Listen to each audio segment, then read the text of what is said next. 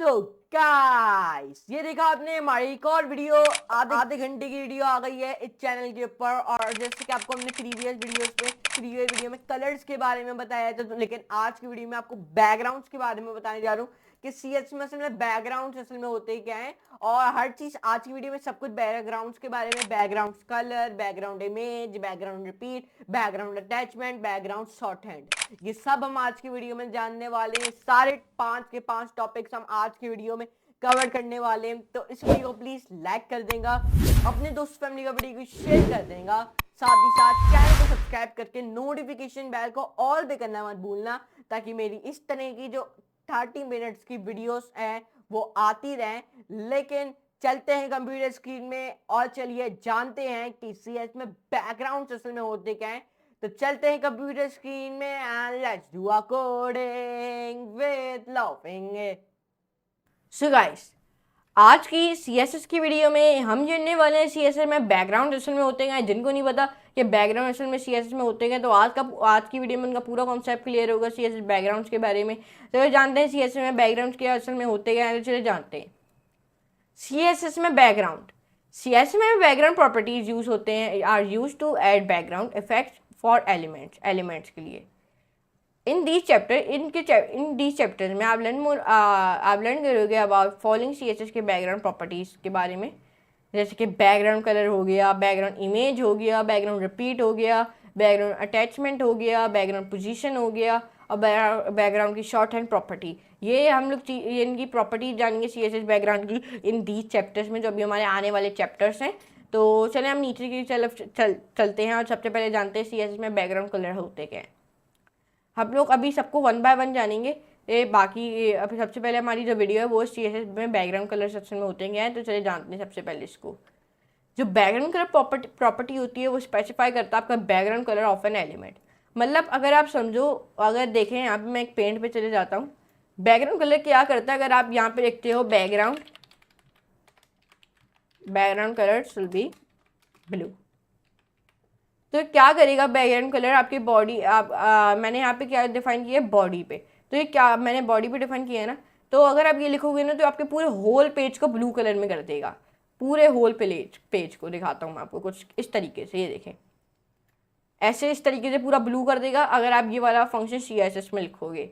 मैं आपको सबसे पहले इसको दिखाता हूँ। सबसे पहले आपने विजुअल स्टूडियो कोड में जाना है ऐसे, फिर आपने क्या करना है, यहाँ पे आपने एक फाइल बनानी है index.html के नाम से। ये फाइल आपने डॉक्यूमेंट में बना के क्रिएट फाइल यस को दबा देना है। देखें जब आपकी HTML की फाइल बन गई, फिर आपने एक अदद CSS की फाइल बना लेनी है। अगर आपको नहीं पता CSS की फाइल कैसे बनती है, मैंने एक वीडियो में बताया हुआ है, एक डिटेल की वीडियो बनाई हुई, how to add CSS, how to add, उसमें आप देख सकते हो जाके। तो अब मैंने CSS की भी फाइल बना दी। अब यहाँ पे मैं क्या करूँगा, यहाँ पे सबसे पहले आप स्टार्टिंग कोड लिखोगे HTML के, और हेड बॉडी। तो जब आप ये लिख लो तो आपने इसके अंदर क्या करना है, आपने इसके अंदर अभी कुछ नहीं लिखना, आपने जाना है CSS पे। यहाँ पे आपने बॉडी लिख के बैकग्राउंड कलर डिफाइन करना है। क्या डिफाइन करना है, बैकग्राउंड कलर। ये देखें बैकग्राउंड कलर आ रहा है, आपको पूरा लिख के ही बता देता हूँ मैं। बॉडी, फिर ब्रैकेट, यहाँ पे बैकग्राउंड स्लैश कलर, यहाँ पे आपने क्या लिखना है, यहाँ पे बैकग्राउंड कलर क्या आ गया, आपने क्या लिख देना है, ब्लू।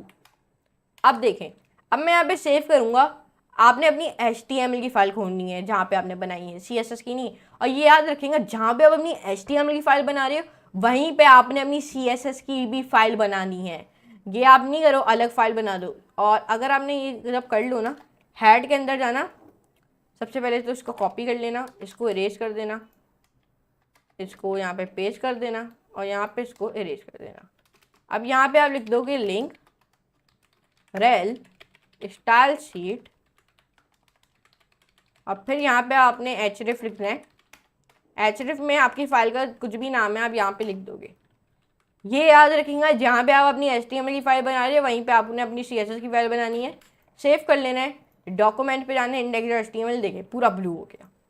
ये देख सकते हैं पूरा ब्लू हो गया। क्यों? क्योंकि हमने कलर ही ब्लू दिया। अगर आप ब्लू की जगह येलो दे दो, येलो हो गया। ये देख सकते हैं आप ऐसे। With CSS a colour often specify हो सकते हैं। आप वैलिड करना नेम जैसे कि लाइक रेड हो गया, हैक्स वैल्यू जैसे कि हैक्स वैल्यू में भी आप लिख सकते हो जैसे कि हैशटैग के थ्रू कलर कोड भी लिख सकते हो। एक RGB वैल्यू भी लिख सकते हो कुछ इस तरीके से, जैसे RGB 25500। जिनको ये नहीं पता ये क्या है, हमने अपनी प्रीवियस चैप्टर्स में जाना था, आप उसके ऊपर लुक एट कर लो, और हमने कंप्लीट लिस्ट कराई थी पॉसिबल कलर वैल्यूज़ की। आपने लुक एट करना है CSS कलर वैल्यूज़, वो भी एक complete list possible colour values के लिए। अदर एलिमेंट्स आप सेट कर सकते हो बैकग्राउंड कलर, वो भी फॉर एनी एलिमेंट, HTML के कोई से भी एलिमेंट पे आप बैकग्राउंड कलर सेट कर सकते हो। यहाँ पे H1P और div एलिमेंट के बाद डिफरेंट बैकग्राउंड कलर्स हैं। देखें ऐसे ऐसे आप कैसे कर सकते हो, देखें सबसे पहले मैं क्या करता हूँ, यहाँ पे index.html की फाइल खोल लेता हूँ, अपनी CSS की भी फाइल इधर ही बना देता हूँ, क्लोज। यहाँ पे आया, देखें सबसे पहले मैं यहाँ पे H1 डिफाइन करता हूँ। H1 के अंदर मैं क्या लिखूंगा, रयान। P डिफाइन करता हूँ, रयान। अब यहाँ पे मैं क्या करता हूँ, डिव डिफाइन करता हूँ। डिव के अंदर मैं लिखता हूँ के रयान, सेव करता हूँ, और यहाँ पे अब H1 में आ जाता हूँ। सबसे पहले बॉडी हटा देता हूँ।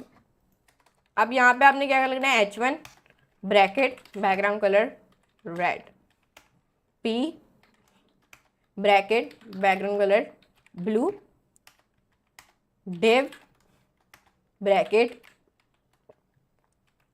Background colour एक्वामेराइन।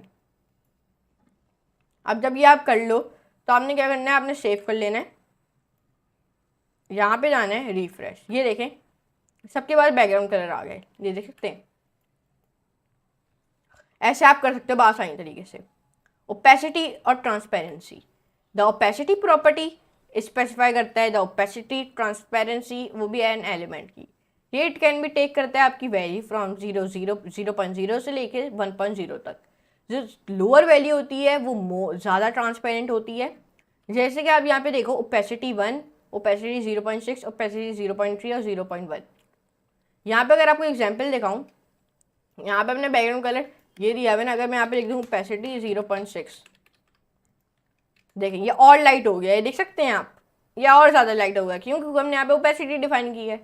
आपने नोट कर लेना, जब आप यूजिंग कर रहे होते हो ओपेसिटी प्रॉपर्टी, आपने ऐड करनी होती है ट्रांसपेरेंसी, वो भी अपने बैकग्राउंड ऑफ एन एलिमेंट को। All of it child element inherit करते हैं आपकी सेम ट्रांसपेरेंसी।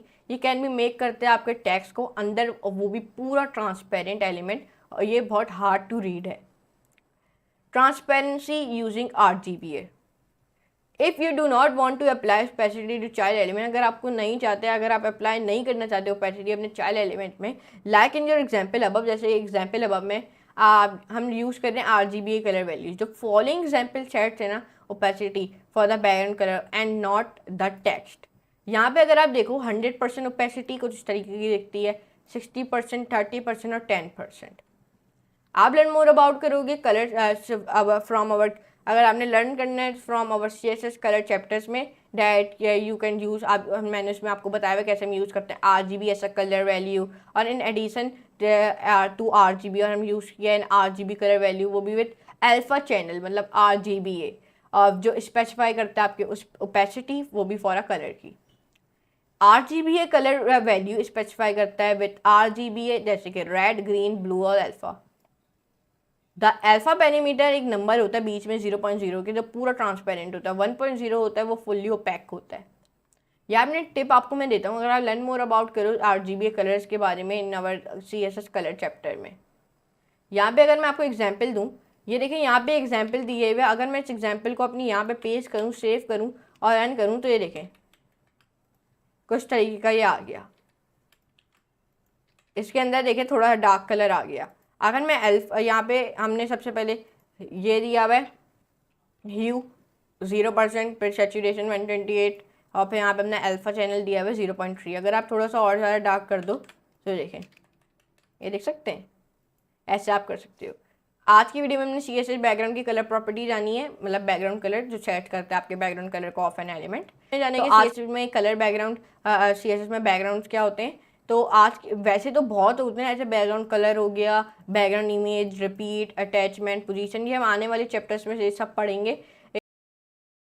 बैकग्राउंड इमेज असल में होते क्या है, जिनको पता है हमारी एक सीरीज चल रही है बैकग्राउंड के ऊपर, तो इसकी ये सेकंड, तो चले जानते हैं सीएस में बैकग्राउंड इमेज असल में होते क्या है। द बैकग्राउंड इमेज प्रॉपर्टी, जो बैकग्राउंड इमेज प्रॉपर्टी है ना, वो स्पेसिफाइज करता है एन इमेज जिससे वो यूज करता है बैकग्राउंड ऑफ एन एलिमेंट। मतलब जो बैकग्राउंड इमेज एक प्रॉपर्टी है जो स्पेसिफाई करता है एक इमेज जो यूज करता है हमारे बैकग्राउंड पे ऑफ एन एलिमेंट, एक एलिमेंट। देखिए यहाँ पे अगर आप जाओ तो यहाँ पे देखें, अगर ये देखें जहाँ पे एक इमेज लगी हुई है ना गूगल की, तो कुछ इस तरीके से ये किसके तौर पे लगी है बैकग्राउंड इमेज के एलिमेंट के थ्रू। कैसे लगती है सब मैं आपको बताऊंगा अभी आगे आके। बाय डिफॉल्ट जो इमेज है वो रिपीटेड होती है, कवर्स करती है पूरा एंटायर एलिमेंट। अगर मैं आपको एग्जाम्पल दिखाऊं, यहाँ पे इस एग्जाम्पल में हमने शेयर किया हमने बैकग्राउंड इमेज को पूरे पेज के लिए। इस वाली इमेज में ये देखें, अगर मैं कॉपी करूँ विजुअल स्टूडियो कोड में चला जाता हूँ, सबसे पहले हमने जो प्रीवियस वीडियोस में अपनी फाइलें बनाई थी तो वही मैंने बनाई हुई है, मुझे वापस बनाऊंगा नहीं मैं। देखें अगर मैं अब यहाँ पे जाऊँ, अगर अभी मैं यहाँ पे लिखूँ बॉडी, बॉडी लिख के मैं यहाँ पे बैकग्राउंड इमेज का एलिमेंट लगा देता हूँ। देखें जब भी आपको इमेज डिफाइन करनी होगी तो आपको कुछ इस तरीके का लिखना होगा। क्या? ये देखें बैकग्राउंड इमेज, इस तरीके से बैकग्राउंड इमेज स्लैश भी लगाना है।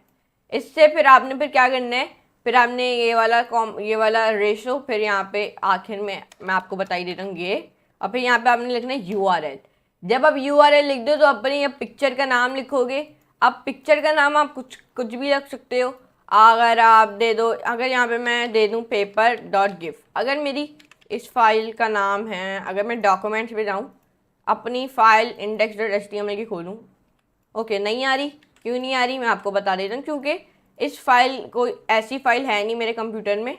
मैं ऐसा करता हूँ, मेरे पास ना CSS का एक लोगो पड़ा हुआ है, वेयर ओके, मेरे पास एक CSS की ये रही, इसको मैं कॉपी करता हूँ, यहाँ पे पेस्ट कर देता हूँ। यहाँ पे मैं लिखता हूँ CSS लिखने के बाद राइट क्लिक करता हूँ, उसकी प्रॉपर्टीज़ में जाता हूँ, JPG फाइल है, क्लोज करता हूँ, यहाँ पे आता हूँ, यहाँ पे लिखता हूँ css.jpg, ये लिख दी, ये मेरी फाइल थी। और ये जो इमेज है आपको वहीं पे रखनी है जहाँ पे आपकी HTML और CSS की फाइल्स हैं।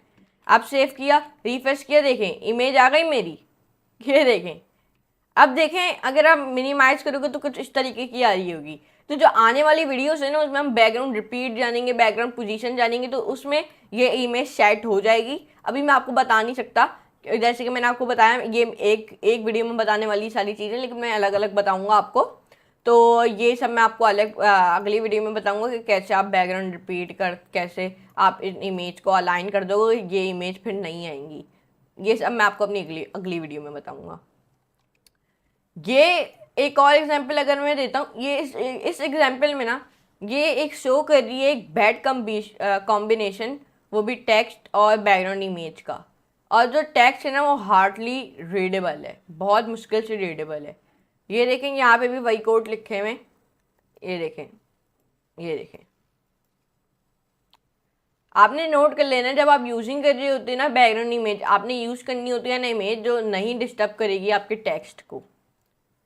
जो बैकग्राउंड इमेज है ना वो ऑल्सो भी शेड करते हैं एक स्पेसिफाई एलिमेंट, जैसे कि P एलिमेंट ले लो। एग्जाम्पल अगर आपको दूँ, यहाँ पे देखें आप P एलिमेंट पे भी पिक्चर डिफाइन कर सकते हो। अगर मैंने अभी P एलिमेंट है ना, यहाँ पे मैंने P एलिमेंट के अंदर क्या लिखा हुआ है, रयान। अगर अब मैं यहाँ पे जाऊँ, अब मैं यहाँ पे लिखूँ P पे मतलब पैराग्राफ, बैकग्राउंड इमेज लिखा, यहाँ पे अब मैं URL डिफाइन करके css.jpg करता हूँ, सेव करता हूँ, सॉरी डबल कॉमास नहीं लगाया, सेव करता हूँ, रन करता हूँ। ये देखें P वाले में भी आ गया, लेकिन आपको दिख नहीं रहा होगा। अगर अभी मैं पीछे वाली अपनी इमेज हटा देता हूँ, सेव करता हूँ, रन करता हूँ, ये देखें, देखा P में भी आपकी इमेज आ गई, ये देख सकते हैं आप। अब ये पतली आई है क्योंकि हमारा इतना ही टेक्स्ट है। अगर मैं इसको और बड़ा कर दूँ यूँ करके br टैग लगाया, फिर यूँ कर दूँ, फिर से br टैग लगा दिया, तो ये और ज़्यादा लंबी होती रहेगी। ये देखें अगर मैं सेव पेस्ट सेव करूँ, रन करूँ, ये देखें ये देखा और लंबी हो गई। ये कुछ ऐसे इस तरीके से आप कर सकते हो आसानी तरीके से। तो ये आपने देखा। तो अब मैं क्या करता हूँ, सेव करता हूँ, रन करता हूँ। चलो अब सही हो गया। अब CSS में अब हमने क्या क्या जाना है आज की वीडियो में, तो मैं आपको बता देता हूँ। आज की वीडियो में हमने बैकग्राउंड इमेज के बारे में जाना है। ये क्या करती है इसकी एक डिस्क्रिप्शन में आपको बता देता हूँ। ये सर्च करती है आपके बैकग्राउंड इमेज को आपके एलिमेंट के लिए। तो ये देखा आपने। और मुझे पता है अभी 99% लोगों की इमेज कुछ इस तरीके से आ रही होगी। अगर मैं उनको बॉडी में आऊँ यहाँ पे बैकग्राउंड इमेज लिखूँ, URL लिखूँ, css.jpg लिखूँ, इस तरीके की इमेज आ रही होगी उनकी ऐसे डबल डबल। अगर आप ये लाना नहीं चाहते ऐसी और इसको ऊपर करना चाहते हो, ये ऊपर विड्थ और हाइट तो हम लोग आने वाली वीडियोस में जानेंगे। लेकिन ये जो ऐसी इमेजें आ रही है ना, इनको सेट कैसे करेंगे, ये हमारी जो अपकमिंग वीडियोस हैं वो उसमें हम सब जानेंगे कि इन सबको हटाते कैसे हैं और सिर्फ एक इमेज इतनी बड़ी कैसे कर लेंगे एक पेज पे। ये हम अपनी आने वाली वीडियोस में जानेंगे। तो उन वीडियोस को प्लीज़ शुरू से एंड तक देखेंगे। और अब हमारी अगली वीडियो है वो है बैकग्राउंड इमेज रिपीट के बारे में। मतलब ये जो बैकग्राउंड आपकी इमेज की जो रिपीट हो रही है ना बार बार, ये आप कैसे बंद करोगे वो हम अगली वीडियो में जानेंगे। फिर सिर्फ एक आपकी इमेज आएगी, तो उसके लिए तैयार रहेगा। और इन कोड को जो मैंने आज की वीडियो में लिखे ये लिखे रहने देंगे, इनको हटाएंगे नहीं, क्योंकि हम लोग इस तरह से ही कंटिन्यू करेंगे अपनी। तो चलें अब जानते हैं CSS में बैकग्राउंड अटैचमेंट असल में होते क्या हैं। CSS में बैकग्राउंड अटैचमेंट, जो बैकग्राउंड अटैचमेंट प्रॉपर्टी है ना, वो स्पेसिफाई करता है जहाँ पे आपकी जहाँ पे आपकी बैकग्राउंड इमेज स्क्रॉल करती है या फिर फिक्स करती है, will not scroll with the rest of the page. मतलब जो आपकी बैकग्राउंड अटैचमेंट प्रॉपर्टी है वो स्पेसिफाई करती है जहाँ पे आपकी बैकग्राउंड इमेज जो स्क्रॉल होती है, फिक्स भी होती है और भी फिक्स। लेकिन जब आप ये बैकग्राउंड अटैचमेंट लगा लोगे, ये नहीं होगी स्क्रॉल और रेस्ट ऑफ विद द वो भी आपके रेस्ट ऑफ द पेज के साथ। इस एग्जाम्पल कोड में यहाँ पे क्या हो रहा है, यहाँ पे स्पेसिफाई कर रहे हैं जो आपकी बैकग्राउंड इमेज है वो शुड बी फिक्स होगी। इस इमेज में मैं आपको बताता हूँ, आपकी बैकग्राउंड इमेज इस में शुड बी फिक्स होगी। देखें, सबसे पहले आपने अपनी एक index.html की फाइल बना लेनी है। जैसे ही आप अपनी एक फ़ाइल बना लो, यहाँ पे आपने फाइल पे जाना है, न्यू फाइल, यहाँ पे आपने index.html लिख देना है। ये फाइल आपने डॉक्यूमेंट्स में बना के क्रिएट फाइल और येस पे दबा देना है। और फिर आपने क्या करना है, अपने यहाँ पे डॉक टाइप लिख के HTML लिख देना है, हेड लिखना है, लिंक लिख देना है इसके अंदर, रेल स्टाइल शीट, फिर href, फिर style.css। फिर यहाँ पे आपने बॉडी डिफाइन करनी है। बॉडी के अंदर आपने h1 लिख देना है, h1 के अंदर रयान, बस यही लिख दो। और फिर आपने फाइल पे न्यू फाइल style.css डॉक्यूमेंट। ये याद रखिएगा, जहाँ पे आप अपनी HTML की फाइल बना रहे हो वहीं पे आपने अपनी CSS की फाइल बना लेनी है। अब इस कोड को पेस्ट कर देना है। इस कोड को पेस्ट करके हमने प्रीवियस वीडियो में जो हमने ये सब जाना था, बैकग्राउंड रिपीट, बैकग्राउंड पोजीशन, तो अब वापस आपको समझाने की ज़रूरत नहीं है। अब मेरी जो इमेज का नाम है वो मैं यहाँ पे लिख देता हूँ। मेरी इमेज का नाम है css.jpg। सेव करता हूँ, डॉक्यूमेंट्स पे जाता हूँ, अपनी HTML की फ़ाइल खोलता हूँ। ये देखें, अब यहाँ पे अगर आप देखें कि जो आपकी इमेज है बिल्कुल सही आ रही है, ये देख सकते हैं आप। अब बैकग्राउंड जो अटैचमेंट है वो फिक्स है। अगर मैं बैकग्राउंड अटैचमेंट फिक्स हटा दूँ ना, तो देखें, ये देखें, ये स्क्रॉल नहीं हो रही। अब अगर अब मैं बैकग्राउंड अटैचमेंट लगा दूँ, ये देखें, ये देख सकते हैं। फिर इस तरीके का काम है आपके बैकग्राउंड अटैचमेंट फिक्स का। मैं आपको एक और एग्जांपल देता हूँ। अगर आपने स्पेसिफाई करना है अपने बैकग्राउंड इमेज को, जो अगर वो स्क्रॉल करे वो भी रेस्ट ऑफ द पेज के साथ, तो ये उसकी एक एग्जांपल उन्होंने दी हुई है। उसमें आपने क्या करना है, अगर आपने ये करना है तो आपने सबसे पहले यहाँ पे आके इसको स्क्रॉल लिख देना है, तो रेस्ट ऑफ द पेज के साथ ये भी स्क्रॉल होएगी फिर। ओके, तो ऐसे आप कर सकते हो। तो अब आपने फिर से अपनी इस तरफ चले जाना है। CSS में बैकग्राउंड अटैचमेंट की प्रॉपर्टी हमने ये जाना है आज की वीडियो में। बैकग्राउंड अटैचमेंट इसकी डिस्क्रिप्शन में सेट करती है जहाँ पे आपकी बैकग्राउंड इमेजेस फिक्स है, यहाँ पे स्क्रॉल है। मुझे पता है वीडियो बहुत छोटी है क्योंकि इस वीडियो में इतनी ज़्यादा एक्सप्लेनेशन नहीं थी, इसमें बस आपको बताना था ये बैकग्राउंड अटैचमेंट कैसे स्क्रॉल अगर आपको करना चाहते हो पूरे रेस्ट ऑफ द पेज के साथ तो ये भी हो सकती है। अगर आप फिक्स एक साइज बनाना चाहते हो तो ये वो भी हो सकती है। तो बस ये आपको आज की वीडियो बताना था मुझमें बैकग्राउंड अटैचमेंट असल में होते क्या हैं। तो चले जानते हैं CSS में बैकग्राउंड इमेज रिपीट असल में होते क्या हैं। CSS में बैकग्राउंड रिपीट बाय डिफ़ॉल्ट जो आपकी बैकग्राउंड इमेज प्रॉपर्टी है ना वो रिपीट करती है एन इमेज, वो भी बोथ हॉरिजॉन्टली और वर्टिकली। जो इमेजेस है ना, सम इमेजेस, जो कुछ इमेजेस होती हैं ना वो सब भी रिपीटेड होती हैं सिर्फ हॉरिजॉन्टली में या फिर वर्टिकली में। और ये लोग ये कुछ स्ट्रेंज लाइक के लिखते हैं लाइक दिस को, इस तरीके से देख सकते हैं।